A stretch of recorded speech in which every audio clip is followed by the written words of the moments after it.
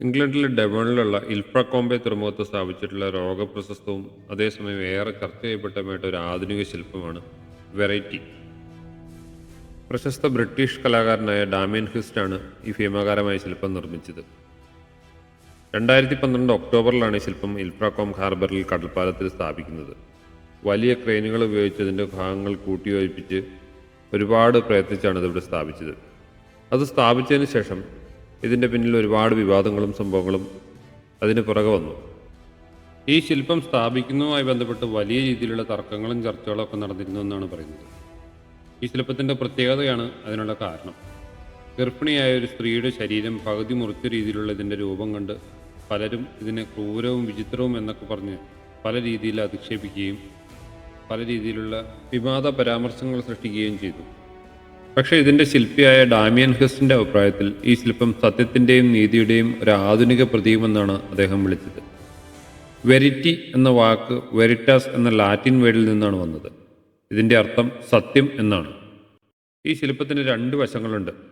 ഒരു വശത്ത് സാധാരണ രീതിയിലുള്ള ഒരു ഗർഭിണിയായ സ്ത്രീയെ കാണാം. എന്നാൽ മറുഭാഗത്ത് അവളുടെ തൊലിയും മാംസവും നീക്കം ചെയ്ത് ഉള്ളിലെ പേശികളും തലയോട്ടിയും ഗർഭപാത്രത്തിൽ വളരുന്ന കുഞ്ഞിനെയും വ്യക്തമായി കാണിക്കുന്ന രീതിയിലാണ് അത് നിർമ്മിച്ചിരിക്കുന്നത്. ഇതിലെ സ്ത്രീ തൻ്റെ വലത് കൈയിൽ ആകാശത്തേക്ക് ഉയർത്തിപ്പിടിച്ച വാളും ഇടത് കൈയിൽ നീതിപീഠത്തിൻ്റെ തുലാസും പിടിച്ചിരിക്കുന്നു. എന്നാൽ തുലാസ് അവളുടെ പുറകിൽ ഒളിപ്പിച്ചു വെച്ച രീതിയിലാണ് ഇതിൻ്റെ രൂപകൽപ്പന.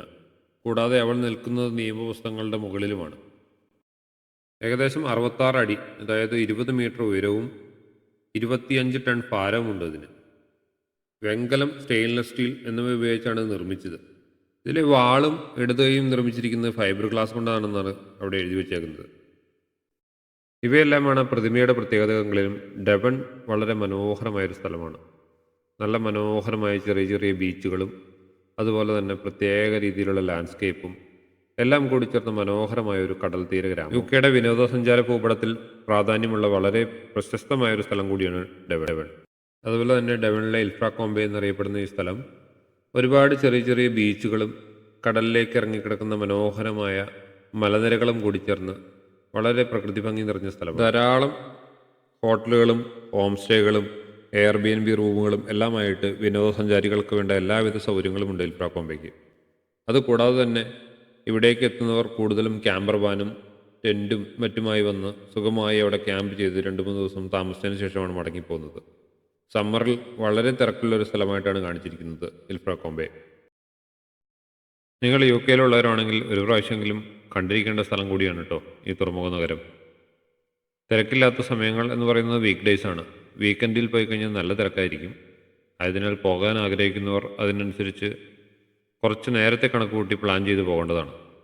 ഒരുപാട് ഏരിയ ഒന്നും ഇല്ലാത്തതിനാൽ ട്രാഫിക്കും കാര്യങ്ങളും എല്ലാം കൂടി തിരക്കാനുള്ള സാധ്യതയുണ്ട് വീക്കെൻഡുകളിൽ.